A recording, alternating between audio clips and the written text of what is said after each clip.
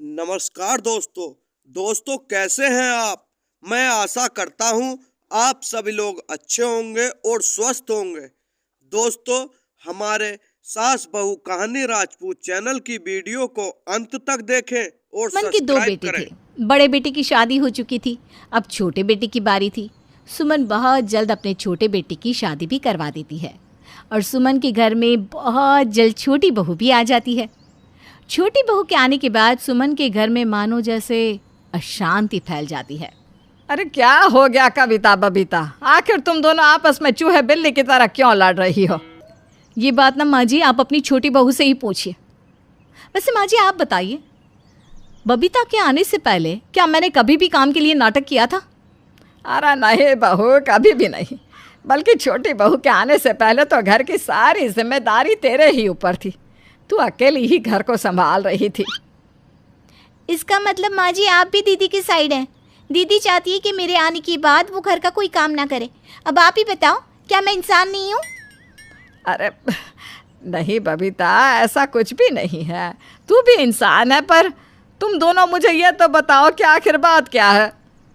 माँ जी, बर्तन मैंने धोए हैं, इसलिए मैंने बबीता से कहा कि आज वो कपड़े धो दे। पर बबीता एक नंबर की कामचोर है, एक काम करना नहीं चाहती।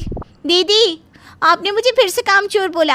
आप भूल गई है शायद, मेरा परिवार 15 आदमियों का था और मैं अकेली काम करने वाली थी। ऐसी बात है तो यहाँ कुछ क्यों नहीं करती? यहाँ तो हम सिर्फ 5 लोग हैं, तुमसे 5 इंसान के कपड़े भी नहीं धोए जा रहे हैं। सुमन की दोनों बहुएं उसके सामने ही लड़ने लगती है। बेचारी सुमन अपनी बहुओं की लड़ाई शांत करने के लिए आई थी, पर खुद उनकी लड़ाई के बीच में फंस जाती है और वहाँ से मौका देखकर निकल जाती है। अब ऐसे ही कुछ दिन बीत जाते हैं और एक दिन फिर दोनों बहुओं में खाना बनाने के लिए लड़ाई छिड़ जाती है। ना बाबा ना, इतनी गर्मी में 5 जनों के लिए मैं रोटी नहीं बना सकती। कोई और काम हो तो बता दो। कोई और काम? दीदी, भला आप कोई काम करती भी है क्या? आज सारा खाना मैंने बनाया है, बस आपको थोड़ी सी रोटियां ही तो बनानी है। अगर थोड़ी सी रोटी की बात है ना, तो तुम ही बना लो, मैं रात के बर्तन धो दूंगी। अपनी दोनों बहुओं की लड़ाई की आवाज़ सुनकर एक बार फिर सुमन रसोई में जाती है और अपनी दोनों बहुओं को लड़ता देखकर उनसे कहती है, अब तुम दोनों को रात में भी चैन नहीं है क्या? अरे क्यों लड़ रही हो इतनी रात में? देखिए ना माँ जी, दीदी मुझे कामचोर कह रही थी और खुद एक नंबर की कामचोर है। आज मैंने अकेले इतना सारा खाना बनाया, अब बस थोड़ी सी रोटियां बनानी है तो उसमें भी दीदी के पसीने छूट रहे हैं। अरे पसीने तो छूटेंगे ही ना, इतनी गर्मी जो है। अच्छा ठीक है, लड़ने की कोई ज़रूरत ना है। वैसे भी तुम दोनों की इस लड़ाई से ना मैं परेशान हो चुकी हूँ। माँ जी, मैं किसी से नहीं लड़ रही, लोग ही आकर मुझसे लड़ते हैं। आप ना आज फैसला कर ही दो। अच्छा, तो तुम दोनों को मेरा फैसला जानना है ना? तो आज मेरा फैसला सुन लो। उसके बाद अगर मुझे तुम दोनों लड़ाई करती हुई नजर आई ना, तुम दोनों की खैर नहीं होगी। माँ जी, आपका कहा तो मेरे लिए पत्थर की लकीर है। आप बस बोल कर तो देखिए, मैं उफ तक नहीं करूँगी। तो फिर ठीक है, आज से मैं तुम दोनों का काम बांट देती हूँ। हफ्ते के 3 दिन बड़ी बहू सुबह और दोपहर का खाना बनाएगी और छोटी बहू रात का। हफ्ते के आने वाले 3 दिन का और सुबह का खाना छोटी बहू बनाएगी और रात का बड़ी बहू। और इसी तरह से हफ्ते के शुरू के 3 दिन छोटी बहू झाड़ू पोछा करेगी और बड़ी बहू तो कपड़े बर्तन। और कपड़े हफ्ते के लास्ट के 3 दिन छोटी बहू तो बर्तन और कपड़े करेगी और बड़ी बहू झाड़ू पोछा करेगी। माँ जी, आपने बिल्कुल सही काम का बंटवारा किया है, मुझे आपका फैसला मंजूर है। माँ जी, मुझे भी आपका फैसला मंजूर है। अच्छा माँ जी, अब आज की काम का भी बंटवारा कर दीजिए ना, और दीदी को बता दीजिए कि रोटी तो इन्हें ही बनानी होगी। कविता बहू, बबीता बहू ने सारा खाना बनाया है तो रोटी तू बना दे और रात के बर्तन बबीता बहू ही धो लेगी, ठीक है? बबीता बहू, अब तो तुम दोनों के बीच लड़ाई नहीं होगी ना? मैं जा रही हूँ, कल से जैसे काम बांटे गए हैं वैसे ही करना। सुमन अपनी दोनों बहुओं के बीच में बराबर काम बांटकर चली जाती है, पर सुमन की दोनों बहुओं को इसमें भी प्रॉब्लम होती है। लगता है माँ जी दीदी से ज़्यादा प्यार करती है, तभी तो उन्होंने बर्तन धोने का काम मुझे दे दिया, जबकि आज सारा खाना मैंने अकेले खुद बनाया है। माँ जी, मुझे नहीं, तुझे प्यार करती है, तभी तो इतने आसान काम उन्होंने तुझे दिए हैं। माँ जी बहुत अच्छे से जानती हैं। इस तरह से मुंह बनाकर दोनों बहुएं अपने काम पर लग जाती है। अब इसी तरह से दिन गुजरते हैं, पर उन दोनों की लड़ाई खत्म ही नहीं होती। दीदी, मैंने अभी अभी पोछा लगाया है और आप गंदे पैर लेकर ऊपर जा रही हैं। बबीता, तुम्हें बहुत आसान काम मिला है ना, इतना नाटक मत करो। और दिखाई नहीं दे रहा मैं कपड़े धोने के लिए छत पर जा रही हूँ? कपड़े धोना कितना मुश्किल काम होता है, तुम्हें क्या पता? तुम्हें तो बस पोछा ही लगाना है। पोछा लगाना अगर इतना आसान काम है ना, तो खुद हफ्ते के 7 दिन क्यों नहीं लगाती पोछा? क्यों हफ्ते के 3 दिन मुझसे लगवाती हो और संडे वाले दिन भी मुझे ही काम करना पड़ता है? आप तो भैया के साथ निकल जाती हो घूमने। माँ जी ने बहुत गलत किया, संडे वाले दिन का काम नहीं बांटा। तुम ऐसे कैसे बोल सकती हो हाँ, कि मैं घूमने चली जाती हूँ? भूलो मत, मैं बाहर जाने से पहले सभी के लिए खाना और उनके कपड़े प्रेस करके जाती हूँ, ताकि तुम सब भी बाहर घूमने जा सको। दोनों बहुओं की लड़ने की आवाज़ सुनकर सुमन पूरी तरह से परेशान हो जाती है और अपनी बहुओं से कहती है, अब तो मैंने तुम दोनों के बीच में बराबर का काम बांट दिया था, ताकि किसी को काम ज़्यादा कम ना लगे, पर फिर भी तुम्हें प्रॉब्लम है। अरे आखिर तुम्हारी प्रॉब्लम है क्या? कुछ बताओगी मुझे? क्या चाहिए तुम दोनों को? माँ जी, मेरी मानो तो घर में ना एक नौकरानी रख लीजिए, शायद नौकरानी के आने के बाद ही हम दोनों की लड़ाई खत्म हो सके। हाँ माँ जी, ना रहेगा काम और ना होगी हमारी लड़ाई। क्या नौकरानी? पर लगता है अब घर में नौकरानी लानी ही पड़ेगी। शायद नौकरानी के आने से ही घर में शांति आ जाए। अब सुमन अपनी दोनों बहुओं की लड़ाई खत्म करने के लिए ना चाहते हुए भी घर में एक नौकरानी रख लेती है। नौकरानी के आने के बाद सुमन की दोनों बहुओं के चेहरे पर मुस्कान आ जाती है।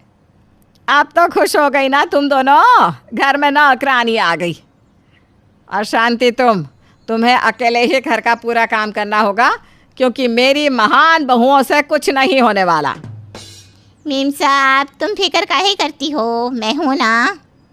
माँ जी, सच में आप कितनी अच्छी सास है, आप नौकरानी लेकर आ गई, आपने तो हमारी ख्वाहिश पूरी कर दी। माँ जी, आखिर आज आपने साबित कर ही दिया, आपकी नज़रों में आपकी दोनों बहुएं बराबर हैं, तभी तो हम दोनों के कहने पर आप नौकरानी ले आई। शांति, अब तुम्हें ही पूरा घर संभालना है। मेम साहब, इसीलिए तो मैं यहाँ आई है, तभी तो मेम साहब के एक बार समझाने पर मैं सब समझ गई। मेरा दिमाग 6 GB से भी तेज़ चलता है। पर जहाँ तक मुझे पता है अभी तक तो सिर्फ 5 GB ही आई है ना। मेम साहब, वो तो फ़ोन की स्पीड है ना, मैं तो अपने दिमाग की स्पीड बता रही हूँ। शांति बहुत समझदार थी, आते ही घर के सारे काम को समझ जाती है और अपने काम पर भी लग जाती है। शांति के काम से सुमन तो खुश हो जाती है, पर नौकरानी के घर में आने से उसकी दोनों बहुएं नौकरानी पर डिपेंड हो जाती है। शांति, जल्दी से मेरे कमरे में 1 कप चाय लेकर आ जाओ, और हाँ, कुछ पॉपकॉर्न भी लेकर आना। ठीक है मेम साहब, अभी लाती। शांति दीदी ने खाना खा लिया है और अब वो फिल्म देखने के लिए जा रही है, इसलिए पहले तुम मेरे कमरे में मुझे खाना दे दो। पॉपकॉर्न और चाय बाद में भी पी जा सकती है। हाँ मेम साहब, आपके लिए मैं अभी खाना लेकर आती हूँ। शांति, पहले मैंने तुम्हें बोला है ना। आपने पहले बोला है तो क्या शांति पहले मेरा ही काम करेगी? मेम साहब, मैं दोनों का काम करती है ना, थोड़ा समय दे दो। अब शांति फटाफट किचन में जाकर चाय रख देती है और दूसरी साइड पर पॉपकॉर्न बनाती है। पॉपकॉर्न और चाय बनने के बाद शांति जल्दी से बबीता के लिए खाना गर्म करती है और 2 ट्रे में दोनों बहुओं का सामान लेकर आती है। बबीता मेम साहब, ये आपका खाना अभी अभी गर्म किया है, जल्दी जल्दी खा लो। ओ शांति, तुम कितनी अच्छी हो, शायद यही वजह है कि मुझे तुम इतनी अच्छी लगती हो। दीदी ने मुझसे पहले कहा था, पर फिर भी तुम पहले मेरे कमरे में खाना लेकर आई। ऐसे कुछ नहीं है मेम साहब, आप दोनों ही मेरे लिए बराबर हो। मैं आपको खाना पहले देने इसलिए आई क्योंकि पहले आपका कमरा पड़ता है ना। अच्छा, अब मैं चलती है, बड़ी मेम साहब मेरा इंतज़ार कर रही होगी। अब शांति कविता के कमरे में जाती है, जहाँ कविता शांति पर भड़कना शुरू कर देती है। शांति, बबीता से पहले मैंने तुम्हें मेरे कमरे में आने के लिए कहा था ना, फिर तुम ऐसा कैसे कर सकती हो? उस चुड़ैल के कमरे में पहले कैसे जा सकती हो? मेम साहब, आप नाराज़ क्यों होती हो? पहले छोटी मालकिन का कमरा पड़ा तो मैंने सोचा उन्हें उनका खाना दे दूं। वैसे भी वो ना आज सुबह से भूखी थी। तो आजकल तुम्हें कुछ ज्यादा ही दया आ रही है उस चुड़ैल पर। तो फिर एक काम करो, मेरे कमरे से निकल जाओ मुझे तुम्हारे हाथ का कुछ नहीं चाहिए। मेम साहब आप नाराज क्यों होती है? मैं माफ़ी मांगती है ना अपनी गलती की। अब से मेरे को जो पहले काम बोलेगी ना मैं उसी का काम करूँगी। मेम साहब माफ़ कर दो ना। आज तुम्हें कोई माफी नहीं मिलेगी, चुपचाप से मेरे कमरे से जाओ। शांति डर जाती है और कविता के कमरे से बाहर आ जाती है, पर किसी को कुछ नहीं कहती और अपने काम में लगी रहती है। अब इसी तरह से दोनों बहुएं शांति को परेशान करती रहती और आपस में लड़ा करती। शांति पहले मेरा काम करेगी, मैंने उसे सबसे पहले अपना काम बोला है। जरूरी नहीं कि शांति पहले हमेशा तुम्हारा ही काम करे। आज शांति पहले मेरा काम करेगी। शांति, जल्दी से मेरे कपड़े प्रेस कर दो। और याद है ना उस दिन तुमने मुझसे क्या कहा था? नहीं शांति, तुम पहले मेरा काम करोगी। मेरा घर बिखरा पड़ा है, कुछ देर में मेरे मायके वाले आती होंगी। पहले तुम मेरा कमरा और इस हॉल की सफाई कर दो। मेम साहब मुझे थोड़ा समय दो ना, मैं तुम दोनों का काम करती है ना। देखो शांति, बहुत हो गया तुम्हारा नाटक। तुम हमेशा पहले बबीता का काम करती हो, पर आज तुम्हें मेरा काम करना होगा। तो अब आप इस घर की नौकरानी को धमकी दोगी और उसे डराकर अपना काम करवाओगी? वाह जी वाह। अब दोनों बहुएं बेचारी नौकरानी को परेशान करने लगती है। शांति कविता और बबीता की लड़ाई में अक्सर पिसा करती थी, इसलिए आज वो भी परेशान हो जाती है और अब वो उन दोनों की लड़ाई में और ना पिसे, इसलिए रोती हुई सुमन के पास जाती है। मेम साहब अब मैं यह काम नहीं कर सकती। अरे पर क्यों शांति, क्या हुआ और तुम रो क्यों रही हो? मेम साहब आप जानती है ना, आज मेरे को जल्दी घर जाने का था, पर तुम्हारी दोनों बहुएं खुद तो कुछ करती नहीं और मुझे परेशान करती है। कहती है पहले मेरा कर, पहले मेरा कर। अरे मेम साहब आखिर मैं भी तो इंसान है ना, एक साथ दोनों का काम कैसे करेगी मैं? हाँ शांति, मैं समझ सकती हूँ। मेरी इन दोनों बहुओं ने तो मेरी नाक में दम करके रख दिया है। अच्छा तू घर जा, मैं संभालती हूँ अपनी बहुओं को। मेम साहब आप कह रही हो तो मैं मान लेती हूँ, इसलिए अभी घर जा रही हूँ, पर मेरे को नौकरी से नहीं निकालने का। अरे नहीं निकालूंगी शांति, तुम आराम से घर जाओ। शांति भी सुमन की दोनों बहुओं से परेशान हो चुकी थी, इसलिए वो बहाना मारकर घर चली जाती है। शांति के जाने के बाद कविता और बबीता का गुस्सा और भी ज्यादा बढ़ जाता है। ये शांति की बच्ची बिना बताए घर चली गई, आने दो इसे तो मैं बताऊंगी। शांति ऐसा कैसे कर सकती है?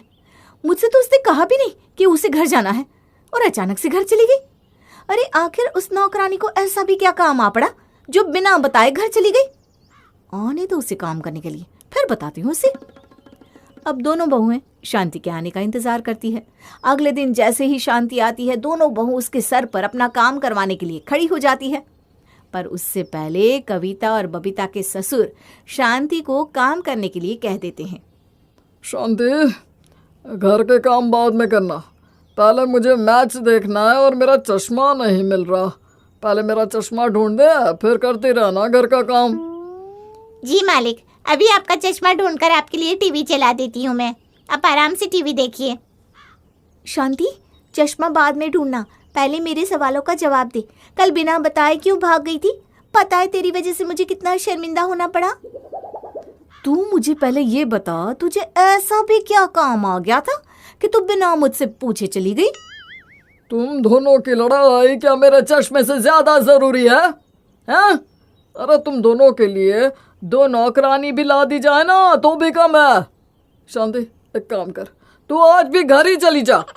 माफ़ करना मेम साहब, पर मैं बड़ी मालकिन से पूछ कर गई थी और काम पर तो मुझे उन्होंने ही रखा है ना, और आप दोनों से ज़्यादा मैं बड़ी मालकिन की ही सुनूंगी ना। शांति, तुझे इन दोनों को सफाई देने की जरूरत नहीं है। तू इस घर में मेरी और मेरी बीवी की सुनेगी, बाकी और किसी की सुनने की जरूरत नहीं है। अपने पति की आवाज़ सुनकर सुमन भागती हुई बाहर आती है और देखती है कि शांति घर आ गई है और उसकी दोनों बहुएं आपस में आज भी लड़ाई कर रही हैं। फिर से शुरू हो गई ये दोनों कभी नहीं सुधरने वाली। मालिक आपका चश्मा, पर मैं ऐसी थोड़ी ना घर जा सकती है। मैं यहाँ पैसे कमाने के लिए काम करती है, ना कि छुट्टी मारकर घर बैठने के लिए। अरे कोई बात नहीं शांति, तू घर चली जा और 1 हफ्ते तक आराम करना। बिल्कुल चिंता मत करना, मैं तेरे पैसे नहीं काटूंगी। और तुम दोनों अपना काम खुद करना सीख लो। मैंने इस नौकरानी को इस घर के काम के लिए रखा था, ना कि तुम दोनों के पर्सनल काम के लिए। और आप शांत हो जाइए और कमरे में चलिए, वरना फिर से आपका बीपी हाई हो जाएगा। बीपी तो मेरा हाई हो ही चुका है। इन दोनों को अलग करो। इनके लिए तो 4-5 नौकरानी लगवा दो, फिर भी ये दोनों नहीं सुधरने वाली। सुमन अपनी दोनों बहुओं को फटकार लगाती है और शांति को 1 हफ्ते के लिए छुट्टी दे देती है। तो क्या सुमन और अपने ससुर की बातें सुनने के बाद दोनों बहुओं की लड़ाई खत्म हो जाएगी, या फिर शांति को 1 हफ्ते की छुट्टी के बदले हमेशा के लिए हमारी वीडियो पसंद आई हो तो शेयर करें, लाइक करें और सब्सक्राइब करना ना भूलें।